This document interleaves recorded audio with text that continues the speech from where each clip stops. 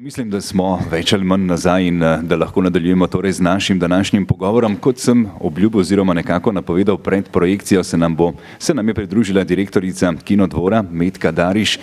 Metka, ki je seveda zakladnica različnih zgodb, ki odlično pozna celotno zgodovino kina na Kolodvorski.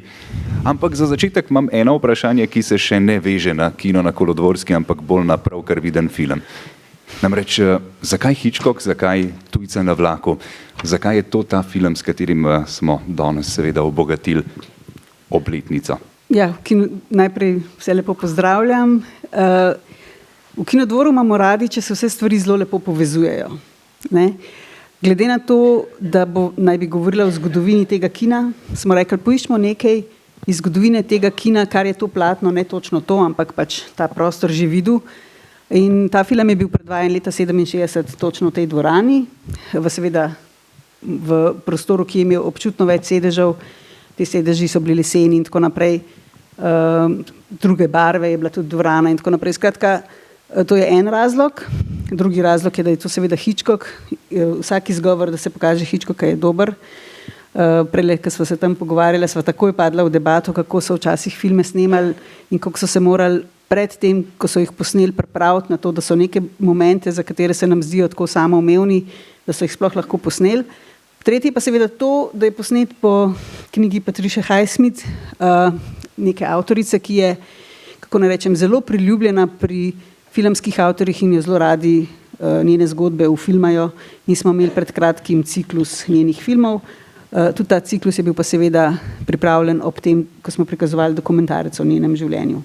Tako da ena taka povezana zgodba in dober izgovor, no, nekako, da smo lahko ta film spet pogledali na tej dvorani. Upam, da ste opazili, kako prekrasna, ogromna slika je bila, ker je bil pač v tistih obdobjih so snemali v tem razmerju, ki se v tej naši dvorani še posebej dobro poda. Ta dvorana je, bom rekla, mečkan, ni zelo naklonjena recimo velikim spektaklom v Cinemaskopu, kjer pač slika veliko manjša in ožja. Ta format je pa res prišel do izraza. Upam, da ste tako kot midva, res sva se malo pogovarjala, uživali v teh čudovitih close-upih in vsaka trepalnica, ki jim je zamigotala, je pač dobro prišla do izraza. Tako nekako. Tako kot je Metka izpostavila, gre seveda tudi pri tem filmu za načeloma literarno predlogo Patricije Highsmith, ki je sicer mojstrica psihološkega trilerja in nekoč je izjavila, da je med vsemi priredbami svojih romanov najbolj uživala prav v tem Hitchcockovem filmu, medtem ko je Hitchcock rekel, da zanj pa ni bilo to naročilo, ampak je bilo eno izmed redkih del, ki ga je izbral sam.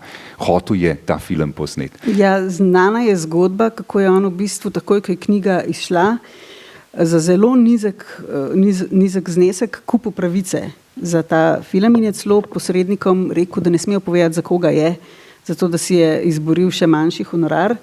Je bila avtorica precej jezna, kaj je to zvedla.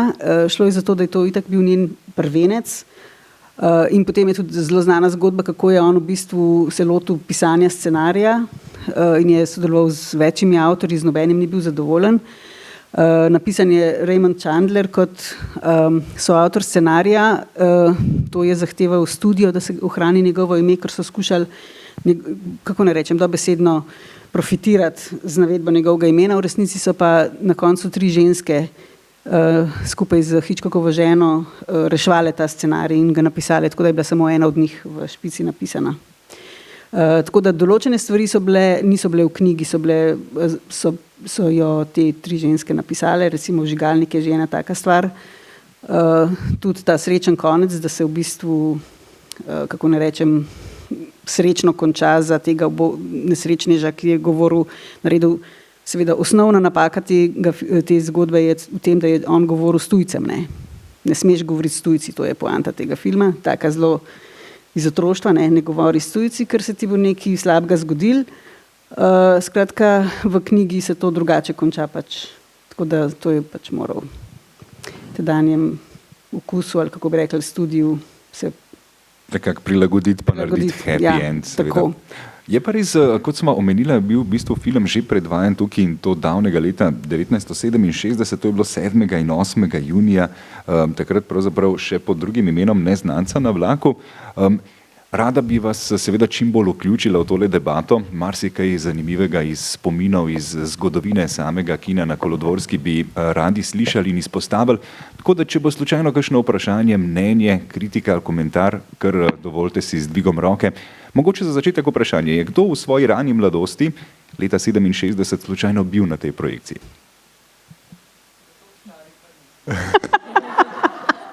Najlepša hvala. Ravno to je bil odgovor, ki sem upal, da ga bom slišal. Zelo previdno je vprašal, če ste opazili.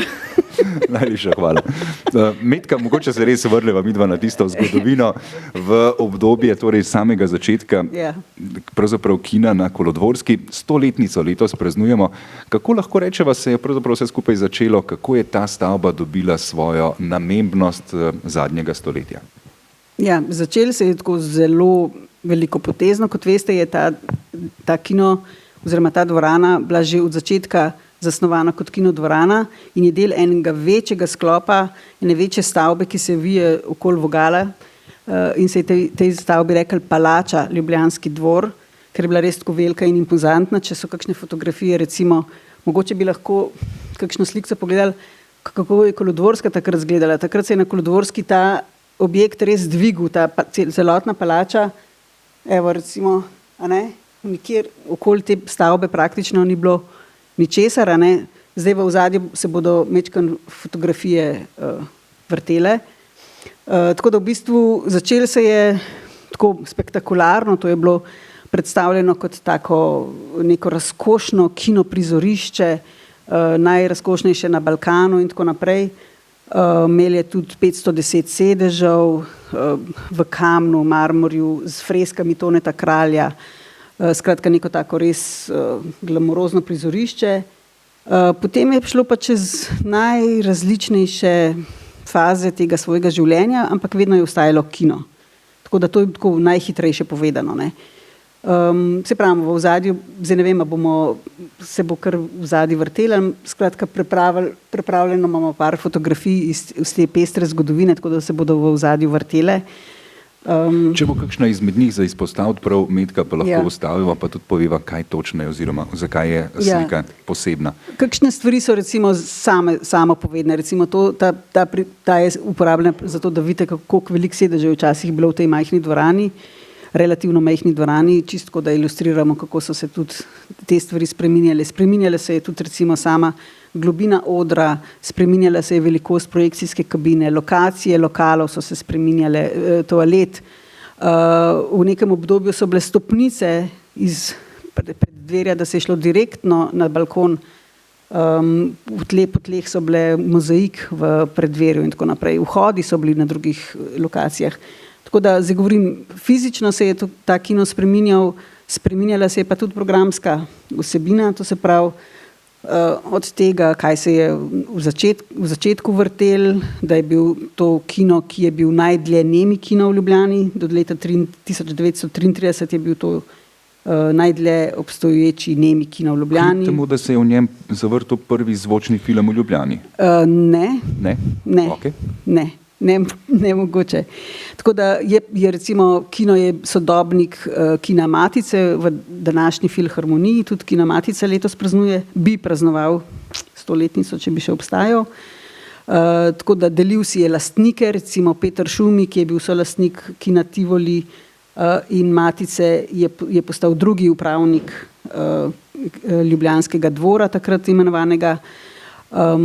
Prvi se je imenoval Julij Cesar. Zelo, težko verjeti, ampak res. Sem jaz tudi si kar mečkam pogledal pokojni major Julij Cesar, pa je bilo tako, kaj kakšna črka narobe? Ne, je bil ta prav. Ja, ampak je skratka začel oktobra, marca je že pač.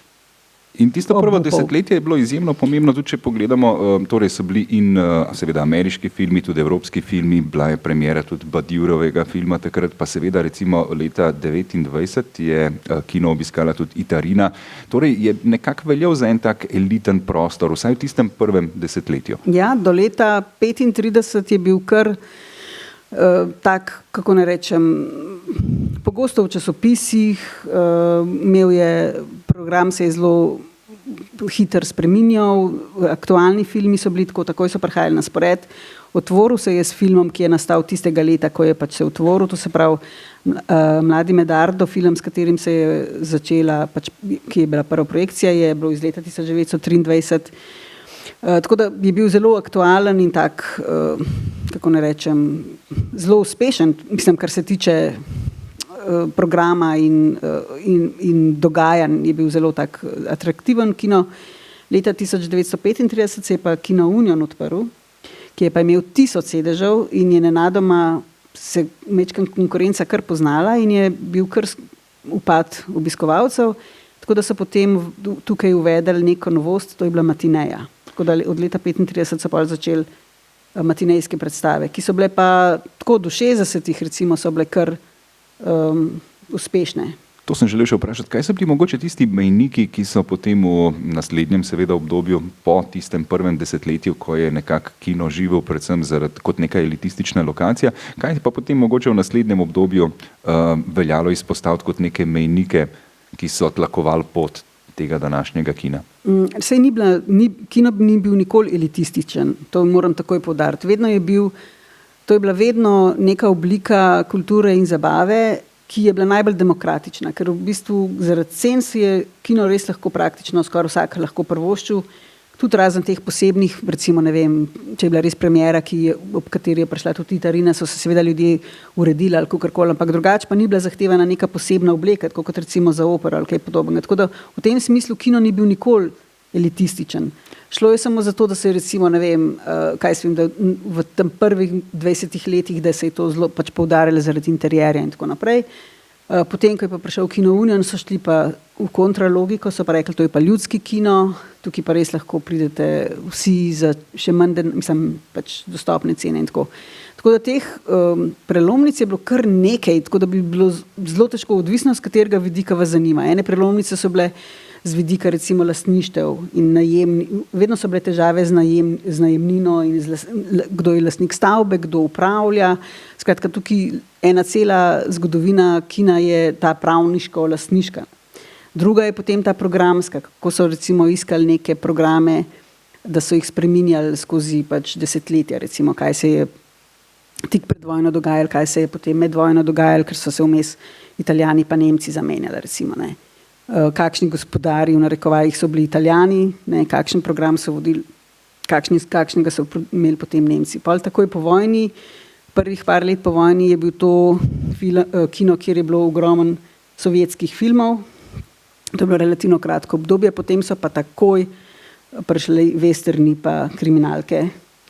In potem v 60-ih, seveda leta 66 s Kozlom v raju, erotični film, kateremu letos, mislim, če bi ga zdaj gledali, bi rekli žgičkljiv mogoče, no. Se je pa začelo pač to življenje Kina Sloga, ki je trajalo pač potem, še zdaj ljudje, ko rečeš Kinodvor, Kino Sloga, pač vejo, o čem govoriš. In tudi zanimivo, da ime Kino Sloga, ne, od teh 100 let je bilo 57 let od teh 100 je bil to Kino Sloga, ne, poznan pod tem imenom. In dejansko tudi edino ime, ki ni vključevalo dvor. Ja. Tako da če pomislimo na alternativno ime za to prizorišče, najbrž je potem Sloga kar logični izbor. Ja, ime je pa dobilo pač po upravniku, ki je takrat pač prevzel v najem te prostore in v upravljanje tudi s programami in vsem. Seveda se je potem leta 2008 začela pisati nova zgodba, k njej se bo še vrnila, ampak ena izmed stvari, ki bi jo radi tudi majčkeno izpostavili, je seveda spomini na tiste naše prve obiske te stavbe. Metka, mogoče za vas pa vam tudi podobno razmišljanje, če bo kakšna zanimiva pripomba, komentar ali pa spomin na to, kako je bilo, ko ste prvič prišli v današnji Kinodvor. Metka, kako se vi spominjate vašega prvega obiska? Jaz ne bi mogla čisto točno vedeti, kdaj je prvi obisk bil. Se pa zelo spomnim obiska leta 1986, ko smo šli gledati Strasti, ta razvpit trdo erotični film, najbolj gledan, mislim, da sem si prav napisala številko, 101.624 obiskovalcev. Mislim, da in to v parih mesecih. 4 mesece je bil na sporedu. In se spomnim, kako v resnici tega sploh nisem hotela iti gledati, ker me ni zanimalo, ampak takrat sem bila na Poljanski gimnaziji in so vsi šli in potem mi je bilo nerodno reči, da jaz pa ne bi šla, ker me res ne zanima. Filma se tudi slučajno ne spomnim, ker je bil popolnoma brez veze. Samo to sem si zapomnila, kako je bilo treba to iti gledati, ker so to vsi šli gledati. In pa smo res vsi šli gledati in potem to je bilo to. Ampak drugače sem pa hodila takrat v tem obdobju, ko sem začela v kino hoditi, je bil to reprizni kino, tako da se je hodil gledati pač najrazličnejše stvari. A je kakšen recimo spomin med vami, se kdo prav posebej spominja svojih prvih obiskov oziroma kakšne posebnosti tega prostora tukaj na Kolodvorski? Aha, mislim, da imamo tamle roko. Izvolite. Tudi jaz se ne morem spomniti, kdaj sem bila prvič. Pravzaprav. Ste me pa svojo pripovedjo spomnila na to, kdaj sem prvič slišala za ta kino. Jaz sem pač hodila v gimnazijo Kranj v drugi polovici 60-ih let, ko sem prvič slišala za kino Sloga zato, ker so tisti moji sošolci, ki so imeli ne vem, dovolj poguma, denarja ali karkoli, se vozili v Ljubljano v kino Sloga gledati Kozo v raju. In to je bilo en čas grozen popularno oziroma frajer si bil, če si bil v Ljubljani v kino Sloga in si videl ta film. Zakaj se to še bolj? Jaz tam seveda nikoli nisem zbrala, pravzaprav najbrž tudi želje nisem imela, ampak iz tega filma, od tega filma je dobil nadimek naš profesor, ne bom povedala zdaj, kako se je pisal in kjer predmet nam je predaval na gimnaziji, skratka dobil je nadimek šifro Kozo v raju. In 4 leta potem v gimnaziji sem jaz, ko smo o njem govorili, je bil to Kozo v raju, čeprav recimo vsaj 3/4 nas, ki smo to uporabljali, nismo imeli pojma, o čem govorimo, ker nismo filma videli. Jaz ga tudi pozneje, ko je že postal, rečemo temu, kultni in ne vem kaj, nisem šla gledati, ker me v resnici ni zanimalo. Sem pa bila v Kinodvoru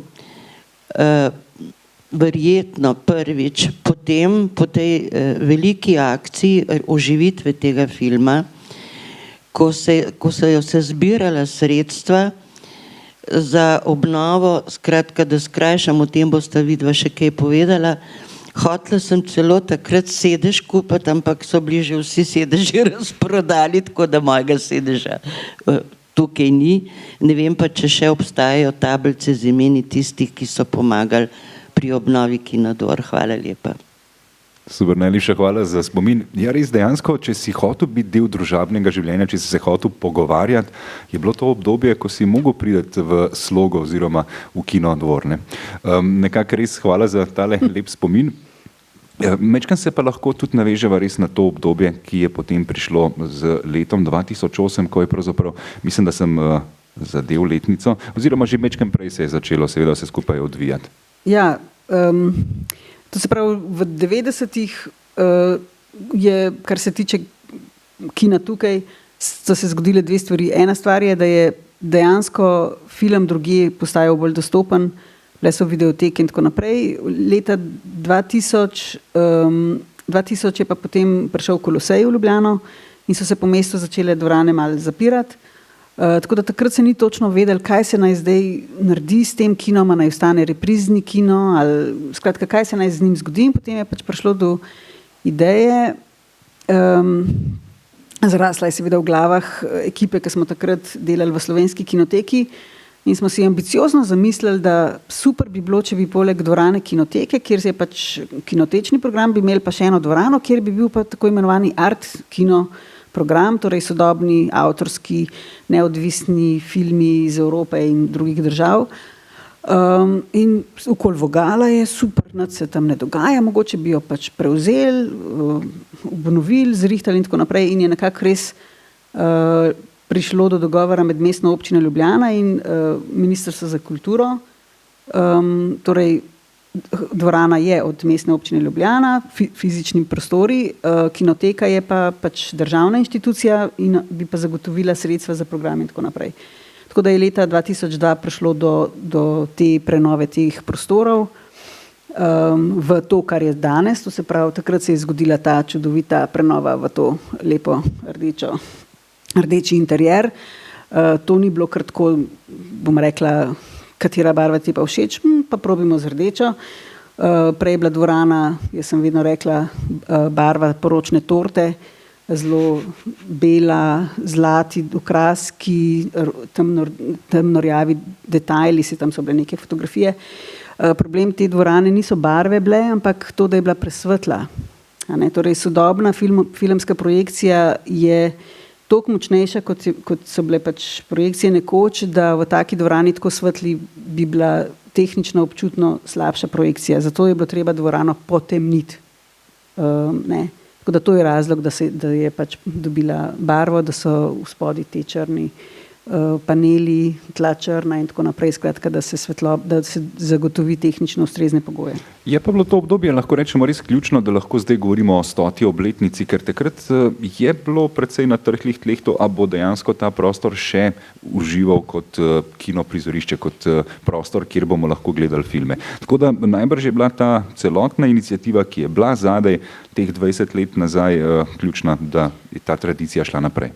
Ja, takrat tisti, ki smo bili zraven, se nam je zdelo tudi tako samoumevno. Seveda, tle je neka čudovita kinodvorana, ki se ne izkorišča za, kako ne rečem, za najboljše, premalo je izkoriščena, tukaj je čudovita bodočnost pred njo, če bi, mi točno vemo, kaj bomo mi imeli za en program in tako naprej.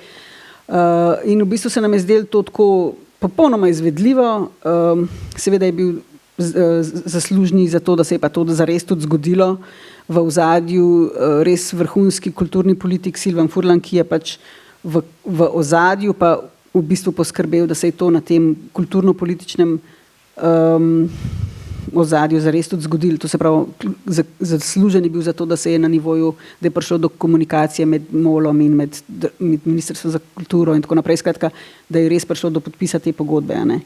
Tako da tako se je v bistvu vse začel in se tudi slabo končal, ampak na srečo se je potem kot Feniks iz pepela leta 2008, je potem MOL ugotovil, da v resnici je škoda teh čudovitih prostorov in da je smiselno nekako se potruditi, da bi to naprej peljali in se je ustanovilo poseben javni zavod. Tako da leta 2008 je pa potem nastal javni zavod Kinodvor in od takrat naprej pač je to mestni kino in letos praznuje 15 let. Zdaj to leto 2008 naj že nekako pelje v sedanjost, bova še majčkeno počakala z njo, pa poskušava še majčkeno pobrskati po preteklosti. Če je še kakšen spomin, če je kakšen trenutek, recimo, ki se ga spomnite in bi ga radi obudili, seveda z veseljem ga slišimo oziroma mu prisluhnemo, zgolj dvignite roko. Če se recimo spomnite kakšne izmed projekcij ali pa mora biti kakšnega izmed teh obdobij vnovičnega odprtja kina. Kot rečeno, je bilo kar nekaj menjav tako v samem imenu, kot seveda v sami podobi kina. Če je mogoče kakšen tak lep spomin, ki bi ga radi delili, samo dvignite roko. Aha, izvolite. Malo se vrnem na Slogo. V Slogo nisem hodila, sem bila firpična, pa mi je bilo malo nerodno, pa nisem imela prave družbe, ampak zbrala sem pa pogum, ko so v Slogi, ne kje drugi, ampak v Slogi vrteli Nočnega portirja. Tako da navezava na to, kar je zdaj, ko je art kino. No in takrat je bilo res zelo nenavadno. Prvič sem bila v dvorani in nisem si znala predstavljati, kdo pravzaprav bo moj sogledalec. Tako da je bilo vznemirjenje zaradi slovesa, kina in pa filma prav vrhunsko. Tako da mislim, da nisem prav dobro prvič uspela zares videti filma, ampak sem ponovila. Tako da je taka res lepa povezava s tem, kar je zdaj. Hvala. Najlepša hvala za spomine. Še kakšen spomin mogoče na katero izmed projekcij, ki ste jo videli? Ali pa vprašanje? Ali pa vprašanje, seveda. Ja. Izvolite. Moram reči, da sem jaz tudi videla tisti film Strasti in moram reči, da isto mi je v spominu. En sam seks, na neko priporočilo sem šla celo s svojo hčerko to gledati in moram reči, da nobena od naju ni razumela, zakaj sva dobili navodilo, naj greva to gledati. Potem sem pa enkrat kasneje, no to preden je bila dvorana obnovljena, se pa spomnim, strašno sem si želela videti angleškega pacienta. In sem, preden je bila dvorana modernizirana, sedela v prvi vrsti na prvem sedežu in skoraj sem si vrat zlomila, ker je bilo to tako blizu ekrana, da sem ves čas trpela, ko sem ta film gledala. Ampak sem ga pa le videla, ker mi je bilo veliko do njega. Super, najlepša hvala za spomine. Ja, res en kup enih spominov. Najbrž, Metka, ste tudi sami velikokrat slišali stališča kakšnega izmed sogovornikov, ko ste omenili, da prihajate iz Kinodvora, kakšno lepo asociacijo, kakšen lep spomin, nekaj tazga, kar vam je ostalo prav posebej v spominu? Mislim, odvisno kdo je to bil. Ene zgodbe so seveda zgodbe tistih, ki so tukaj delali, od tega, kaj vse so našli po projekcijah in tako naprej. Druge so zgodbe tistih, ki so prihajali, ne.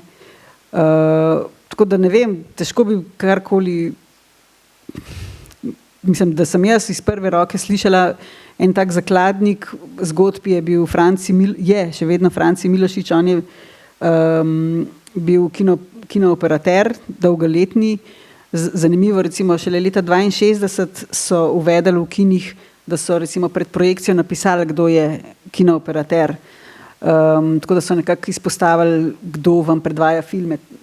No in on je bil en od teh, kako ne rečem prav, da ne bom rekla fanatikov, res tak zagrizen ljubitelj vseh teh filmov. On si je pisal svoj dnevnik, vsake projekcije in koliko ljudi je bilo in razne dogodke in tako naprej. Tako da nekako so, vedno so, kako ne rečem, kina so privlačile ljudi, ki so tam delali, so bili vedno tudi veliki ljubitelji ali filma, neki pri sami tej atmosferi, ki je v kinu, je neki očitno tazga, da pač tisti ljudje, ki tam delajo, so potem tudi postanejo tako dolgoletni pripadniki, ali kako bi temu rekla, za vse življenje pač v bistvu so zavezani filmu pa kinu, tako kot smo potem letos mi tudi uporabljali ta slogan zavezani filmu, prav čutijo se pripadnik temu in nekako ne ločujejo med režiserji, pač tako ne znam razložiti, odprti so do različnih filmov, to je nekaj, kar recimo združuje ljudi, ki so v različnih obdobjih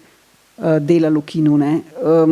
Drugače pa ne vem, pišuka zgodbice. Meni se je zdelo vedno zanimiv eno obdobje v 40 letih, ko so v času italijanske okupacije so uvedli sistem, da je bil recimo kino so ga štartali, projekcije in potem je bilo, pač projekcije so se kar vrstile, ljudje so pa lahko šli noter, kad so prišli. Lahko ni bilo pomembno, naj bilo na sredini filma, pač je ratela kot ena taka. Si pogledal film in pol? Lahko, ja. Ali si pa prišel in si vstal cel dan, ne? Ampak ljudje so potem, ne vem, hodili, baje je bil promet v ložah še posebej, bil je tudi veliko šundra, ropotanja, mislim, pač kadili so, govorili so, šuštenja oblek, to sem si zapomnila, ne? Pač so se hodili stiskati že takrat, tako da v bistvu ne vem, tako se mi zdi zanimivo, koliko v bistvu različnih stvari se je med temi zidovi že zgodili, pri čemer so se večina zidov že premaknili, razen teli stebri so tam, kjer so lože, so tam, kjer so tudi freske recimo, v nekem obdobju so kar prepleskali čez, je bil kino brez njih dolga do leta 82, ne, potem so jih spet odpraskali in restaurirali, ne. Res me zanima, kaj so mislili. Malo bomo osvežili, da je kar čez. Tako da hočem reči, različne stvari v različnih obdobjih, tudi recimo tlele pod temle rdečim pri zidovih vspodaj, jaz vem, da je kamen, ne. In ker takrat, ko smo obnavljali, nismo imeli dobesedno sredstev, da bi rekli, ok, če bomo zdaj te kamen umaknili, kaj bomo namesto tega dali in tako naprej, in pa smo rekli, bi šlo, če kar prepleskamo čez, Pa smo probali in smo prepleskali čez. Ampak ta kamen ni bil iz leta 23, ampak so ga dali v uni prenovi iz 80-ih, ne. Tako da v bistvu, kaj zdaj mi tle ohranjamo, ne. Tudi ta vhodna vrata, ki jih zdaj imamo, ne, so spomeniško zaščitena, čeprav so jih 80-ih dali, na primer. Tako da, ja. Zanimivo, en kup enih sprememb. Sem pa ravno to tudi hodil občinstvo še mečkano vprašati, kaj je tisto, kar se vam zdi, da se je najbolj spremenilo v teh letih, ko tudi sami seveda obiskujete Kinodvor? Kaj so kakšne take stvari, ki se jih spominjate in lahko rečete, ja, zdaj je pa to čist drugače, kot smo bili navajeni oziroma kot je bilo včasih? Aha, izvolite. A ste dvignili roko tam? A ne, sem narobe videl. Če je kakšen tak spomin oziroma če se spomnite česa, kar se je res izdatno spremenil. Jaz mislim, da projekcije so, to je moglo biti čist... Mogoče največja sprememba je to, da je zdaj tribuna, to se pravi od leta 2003 je tribuna, to se pravi dvignjeni sedeži, da je še boljša vidljivost. Razlog, zakaj se je to sploh lahko naredili, je zato, ker za vašim hrbtom v zadnji vrsti, tam v zadnji je zdaj, tam kjer je mala dvorana, je bilo včasih še vse parter, kar pomeni, da so ljudje izpod balkona gledali na platno in tribuna ne bi bila mogoča, ker pač ne moreš čez klanc ljudi, ne, pač ne moreš tako. In da je seveda te klančini levo in desno, da so pobrali kar nekaj sedežev, tako da v bistvu takrat je bilo, evo, spet moram pogledati številke, iz 294 je šlo na 193 in potem, ko se je leta 2018, mislim, da se je morali že stole obnoviti, se jih je da je še mečkam bolj komod, jih je še nekaj odpadlo, tako da zdaj jih je 188. Kam jih je šlo pa 510? Ja, prvič so šli čist do, tudi tlele pod stebri vmes so bili, ste videli tisti loris, ne? Čist je not v zadnji, v zgori so bili, v ložah je bilo noter po, ne vem, 10 sedežev. V zadnji balkon je bil večji, zato ker je bila kabina bolj nazaj pomaknjena, je bila ožja in tako naprej. Tako da bili so leseni stoli, tako da so se dobesedno noč so jih stlačali, ne vem, pač kako. Ja. Aha. Škripali, ropotali, to je bilo. Drugje so bili, ja. Tako da to je res, mislim, da to je nekako največja sprememba. Težko si predstavljamo, da je tlele, kjer je zdaj teh 188 sedežev, da je včasih noter bilo 510 ljudi. Tako da recimo, zdaj, če si, ko recimo navajajo najboljše številke, ki jih je ta kino zabeležil, je bilo 700 000 v svoji zgodovini, to je bilo leta 1957, ne. Teh 700 000 zveni ogroman, ampak to je naredil kino, ki je imel 510 sedežev, recimo, ne. Ampak to pomeni na leto, to je 2000 na dan. To je bilo najboljše leto v zgodovini kina, ne, 1957. Wow, res, mislim, impozantne številke, ko človek pomisli. Ampak morate vedeti tudi to, da so bile matineje in recimo v nekem obdobju je bilo tako, da so ljudje preden so, kako so razložili, zakaj so bile matineje tako obiskane. Ob 12. kolodvorska pred kinom vedno gužva. Zakaj? Zato, ker so ljudje šli v kino, preden so šli na vlak. Ker so, namesto da so čakali v čakalnici, so šli na vlak. Tako so razložili. Veliko prometa je bilo na matineju, zato ker so ljudje, tisti, ki so pač niso imeli obveznosti, dijaki, študenti, ne vem, in ljudje, ki so čakali na vlak, so šli v kino. Dajmo zamakniti šolske vlake. Mislim, da imamo rešitev. Mislim, pri slovenskih železnicah. So že zamaknjeni. Hotel sem vprašati, ja, če bo še kakšno vprašanje kar z dvigom roke, lepo prosim. Drugače pa, kar se tiče tega zadnjega obdobja pred 2008, nekako se mi zdi, da je pa ključno predvsem to razmišljanje, kam Kinodvor peljati v naslednjih letih. Ker Kinodvor ni običajno prizorišče, kjer se pač predvajajo filmi, ampak gre v bistvu za event cinema. Nekako ste tudi sami hoteli preskočiti to, da bi šlo samo za kinodvorano, ampak želite pravzaprav ponuditi filmske dogodke. Kako ste mogoče res to filozofijo prinesli neko svežino tudi na slovenski prostor? Ja, zdaj ogroman stvari, ki jih je Kinodvor mestni kino prinesel, pripeljal, razvil, se zdaj zdijo res samoumevne. Ampak stvari, ki so bile takrat čista novost, je bila recimo filmska vzgoja.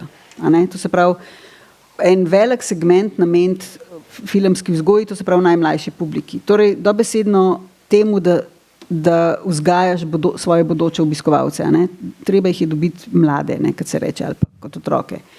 Drug segment je točno to, da se v bistvu da se ta družabni del kina še dodatno poudarja. Ne. To je bilo vedno ključna stvar kina v vseh obdobjih, da je to prostor srečevanja, tudi če si šel sam, si pač tam gledal z skupino drugih ljudi.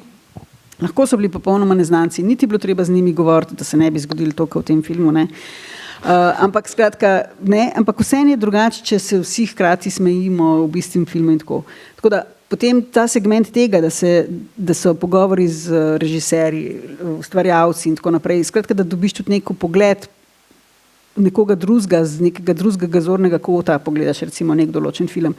To je nekaj, potem pa vsi ti programi, ki so bili zraven razviti, od Prvič v kinu do recimo program za starše z malimi otroki. Ne. To je zdaj samoumevno, ampak to je bila čista novost takrat, ko je prišla. Tako da v bistvu Kinodvor vsakič, ko se kjerkoli pojavimo v teh mednarodnih srečanjih, nas vedno gledajo, da smo tako res vzor, ker pač dobesedno, ne, pa res, to bi tudi lahko počeli. Ne? Mislim, tako pač, druge je še vedno, kino je pač prostor, kamor prideš pogledati tisto, kar je trenutno na sporedu. Pri nas je pa obratna logika. Pri nas je pa v bistvu za vsak film, ki vemo, da ga bomo imeli na sporedu, razmišljamo, kako ga približati. Vemo, da vsak film ima nekoga, ki ga bo imel rad ali pa ki ga bo znal ceniti. Zdaj, kdo so te ljudje, ki bi jih to lahko zanimali? Tudi, če recimo, ki ga na papirju prebereš, film, tole bo pa to, pa se rečeš, zdaj pa nekaj bolj lahkotnega ali karkoli.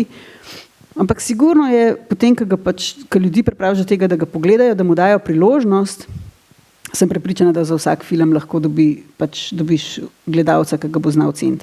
Tako da nekakšna kombinacija tega, torej družabnega življenja v kinu, nekega te pripadnosti temu prostoru v smislu rad grem v Kinodvor, pa temu, da rečeš, mislim, da ljudje toliko zaupajo temu, kar mi ponujamo, da včasih tudi tvegajo, da rečejo, pravzaprav ne vem, kaj bi to bilo, gruzijski film, nisem čisto prepričan, ženska režiserka, prvenec, o težavah v zakonu, ne vem, glih. In potem greš, daš šanso in rečeš pišuka, ne. Dejansko zaupa gledalec uredniškemu izboru, bi lahko rekel, oziroma izboru samega kina. Da, če je nekaj na programu, bo zagotovo dobro oziroma vredno ogleda. Ja, tudi če te bo razjezil. Mislim, ali pa rečeš, pišuka, ne bojo me več nasmodili takole. Potem greš pa domov pa rečeš, ampak pravzaprav, zakaj sem tako jezen? Kaj imajo že naslednji teden? Ja, tako, zakaj sem tako jezna? In pot, ko čez en teden še vedno rečeš pišuka, prijateljci rečeš, ne moram pozabiti tistega filma, to me je razjezil. Pa sem pa ugotovila, da zato, ker ne vem, to pa to. Pa potem, ne vem, pa 14 dni še vedno govoriš o filmu. Pa ugotoviš, da nekaj očitno je bilo, če si se toliko ukvarjal s tem filmom. Ne. Tudi, če si na začetku rekel, mater, ne. Tle v dežju sem prišel pismo, mokre čevlje, 2 uri gledati, 3 ure, ne, pa še pogovor po filmu. Ne, ampak ne, nekaj je bilo. Mislim, da Metka opisuje tole zdaj izkušnjo, prišli smo v dežju, zdaj se mi dva pogovarjava še po filmu, ampak ravno to je tista izkušnja. Ni bil 3 uren. To je res. Ampak se mi zdi, da je ravno to tista izkušnja, ki jo gledalec želi, da po filmu še, dajte mi še kakšno informacijo, dajte mi še kakšno podrobnost. Se mi zdi, da sam obisk kina v bistvu za to, da bi videl film, da je skoraj že malo premalo, oziroma ste nas razvadili tukaj v Kinodvoru, da ko pridemo, da dobimo še dodatno. Sam ni nujno. Mislim, lahko greš pa tudi, da nimaš tega. Imaš tudi ljudi, ki pač, tudi jaz sem taka, včasih mi pogovor absolutno ne paše po filmu. Nočem nič slišati, kaj mi bo zdaj še režiser povedal. Ne vem, jaz hočem shraniti iluzijo, da je bilo to, ne vem kaj, potem pa zvem, da je bila to kako rečem, na ključje, da je tam nek prizor, ki sem jaz že imela v glavi, kako so se namatrali, da so tlele tole postavili kamero tukaj in potem reče, ja, to smo imeli pa res srečo. To je bilo pa v prvem tejku je ratalo, v bistvu smo se malo napol zmotali, pa ali pa grih obratno, recimo, ne vem, tam nazadnje, ki je bil Mundžiju tukaj, romunski režiser in je ta vrhunski film, smo ga gledali, MRI, gledamo in tam tako neka lisička preteče in jaz tako rečem, Madonna, kako so to lisičko, kaj so to, mislim, to menda niso kar res imeli srečo, da ta lisica preteče, in potem je razložil, kako so se namatrali, da je tekla točno tja, pa da mislim, skratka, porabili so največ časa za tist 4-sekundni prizor, ko se pač v bistvu v kadru več nič ne zgodi, avto se odpelje in slika samo še ostane in potem samo lisička takole steče, ne, da za tisto 4 sekunde so porabili ure in ure. Ne vem, včasih hočeš to vedeti, včasih pa nočeš. Tako da mislim, da je bistvo Kinodvora v tem, da puščamo, kako ne rečem, gledalci si izberejo, kaj jim ustreza. Če želijo to ali pa to. In to je tisto najlepše, kar tudi gledalci znajo ceniti, sem prepričan. Je še kakšno vprašanje, kakšno mnenje ali pa spomin? Aha, izvolite. Še enkrat. Jaz sem res od vsega začetka hvaležna za obvestila, za Kinotečnik, predvsem pa za drobne reči, ki pokažejo, da res mislite na vsak posamezen film. Ne. To me zmeraj razveseli, ne konkretno, zdaj sem se spomnila na velikonočnega jezdeca, recimo, ne, z vsem skupaj, celim kompletom. Ni bila to prva taka odlična drobnarija, ki je razveselila, povezala dvorano pa zunanjost. Ampak to, da vztrajate toliko časa, pa da še zmeraj ostaja novo, ne, domiselno, prisrčno, to je kar neverjetno. Zdaj pa upam, da boste povedali še o tej selitvi, ki bo, ko bo. Ja, ne vem, ima kdo kristalno kroglo? Mi uporabljamo vse metode, torej, kako bi rekla, sveče prižigamo, soli mečemo, mačkam se izogibamo, pač tako, ne, če se neham hecati, mislite seveda na Miniplex, ja. Pač projekt, ali kako ne rečem, ideja, je nastala že zelo zgodaj, leta 2010, ker je Kinodvor res tako vrhunsko se zagnal in imel take čudovite uspehe, da se je takoj pokazalo, da bi rabili v bistvu več prostora. Tako da za nekatere, ki so bili tukaj pred mano, je to zdaj že več kot desetletje dolg projekt v nastajanju. Celoten projekt seveda vodi naša ustanoviteljica, Mestna občina Ljubljana, oni so financerji in pač, kako ne rečem, izvajalci. Trenutno se čaka na gradbeno dovoljenje, tako da smo že kar daleč. Tako da ne vem, kaj ne rečem. Korona nam je majčkeno zabremzala načrte, ne zato, ker bi karkoli dvomili, da bi bilo to potrebno ali pa smiselno, ampak bolj zato, ker je zastal ta, kako ne rečem, sprejetje OPN-ja, to se pravi okoljski prostorski načrt Mestne občine Ljubljana, je zastal za 2 leti, ker ni mogel iti v javno obravnavo, to je tisti dokument, ki omogoča, da se bo tam sploh to zadevo naredil. Tako da mi, kaj ne rečem, ne, čakamo. Vam je bilo kaj žal v bistvu, ko se je ideja v tem prostoru seveda začela razvijati drugje od tega prostora? Je to dejansko sprememba same lokacije nekaj, kar vas je majčkeno bremzalo ali ne? Ne, zato ker to bo samo dodatna lokacija. Tako ta prostor ne gre nikamor, oziroma tudi se ne bo spremenil. Tako da v bistvu to bo postal tak, kot se temu reče, heritage cinema, mislim, lokacija za svojo zgodovino, ki jo ima. Tako da to ni, gre v bistvu za razširitev dejavnosti, ker pač dobesedno pokamo po šivih, mi več nimamo kam dati vseh teh filmov in vseh teh projekcij, tudi določeni filmi, ki jih imamo na sporedu, nekako ne morejo čist razviti svoj polni potencial. Določeni filmi rabijo nekaj časa, da se razvije ta glas, da se razširi od ljudi do ljudi. In recimo, ne vem, določeni filme imamo res na sporedu mesece in mesece, recimo v Mali dvorani, da pač ker ljudje še kar hodijo, tako da nekako v tem smislu vidimo to kot idealen način, kako določene vsebine nadgradimo, poglobimo, jim damo več časa in prostora, tako nekako v tem smislu. definitivno precej unikatne težave, glede na to, pravzaprav s čim se običajno zdaj v tem obdobju kinematografiji ukvarjajo, kar je samo dokaz dobrega dela oziroma načrtnega dela in tega, da ste vedeli. Seveda, to je absolutno dokaz dobrega dela, ampak je pa dokaz tudi tega, da pač ljudje res radi imajo filme in jih radi hodijo gledati v kino. V točno tako okolje, ker mi bi lahko delali, ne vem, še tako vrhunsko in odlično in super, če ljudje ne bi prišli, bi si mi lahko tle na trepalnice postavili, pa pač ne bi šlo.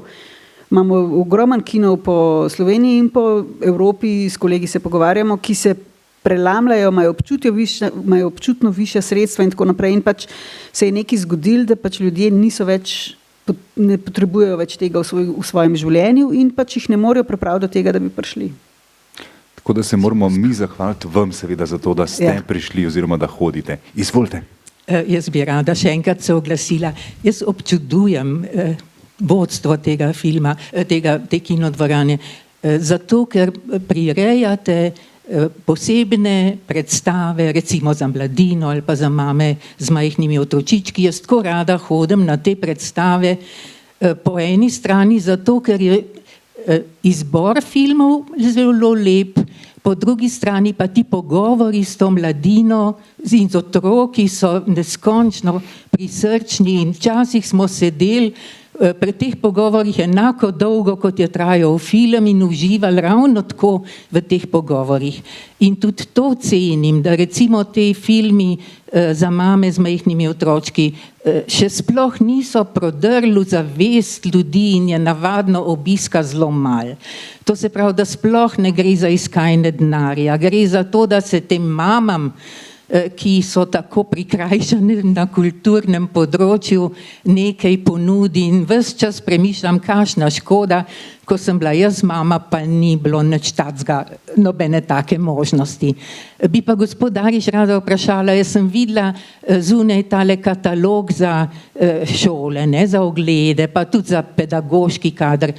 Zanima me, kakšen je odziv, zato ker zdajle, ko se govori o prenovi šolskih programov, smo se zadnjič pogovarjali, no med drugim tudi na Vrhniki ste recimo imeli prikaz filma Blizu, ki nas je zelo ganil in smo se takrat pogovarjali, kako se filmi drugače dotaknejo človeka kot neka predavanja in kako lepo bi bilo, če bi ta film Blizu videla mladina, pa bi se z njimi pogovarjali, kakšen pomen imajo komunikacije med seboj, ne.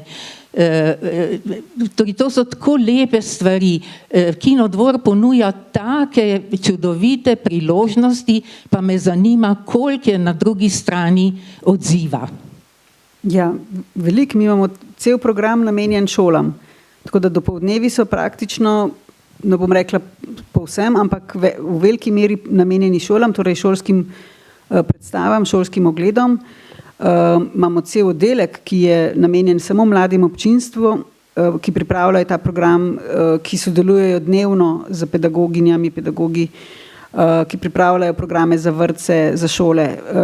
MOL je tukaj tudi šel, kako naj rečem, obstaja poseben program, ki se imenuje MOL generacije. MOL financira, da vsi otroci, ki v Ljubljani obiskujejo vrtec in šole v svojem temu kurikulumu, 3-krat brezplačno obiščejo kinodvor. Torej, MOL plača, da pridejo s šolami z vrtci sem na predstave. To se pravi, da tudi tisti, ki nikoli ne zaidejo v kino, imajo enakovredne možnosti, da si določene vsebine ogledajo. Te vsebine, ki se ponuja šolam, so skrbno kurirane, to se pravi razmišljene, pregledane po tematiki. Vse te stvari se skupaj z šolami, te kataloge, ki ste jih omenjali, vsako leto se ga pripravijo in ga dobijo šole po Sloveniji, po celi Sloveniji, ne samo po Ljubljani. In to je temelj, na podlagi katerega potem pripravljajo te svoje filmsko-vzgojne programe, ki jih potem pripeljejo v naš kino ali pa v kakšen bližnji kino, kjer živijo, recimo, ne. Tako da kar tretjino naših obiskovalcev predstavljajo mlada občinstva. In velik del tega so šole. Tako da to je izredno pomemben segment in odlično se odzivajo. Mi imamo tako, jaz temu rečem, vroči telefon. Imamo telefon, kamor v katerem koli trenutku lahko pokličajo iz šol in tudi pokličajo in vprašajo in se posvetujejo, katere vsebine priporočamo ali pa katere si želijo ali pa katere teme jih zanimajo, pa jim priporočamo. Tako da to sodelovanje poteka res odlično, ampak štartalo se je pa praktično z nula. Torej leta 2008 se je ta koncept postavil in se je postavil prav v Kinodvoru. Tako da to je, ne bom rekla načrtno v smislu, mislim, v resnici je načrtno, ampak načrtno v smislu tega, da zadovolji oboje, torej želi potem, da pač otroci res dobijo zgodaj dostop do res kakovostnih filmskih vsebin, ker vemo, da obstajajo. Druga je pa seveda zelo sebična in to je to, kar sem prej omenila, da gre v bistvu za to, da te najmlajše senzibiliziramo za obisk kina, po drugi strani jih pa nekako, jaz temu rečem, vizualna pismenost.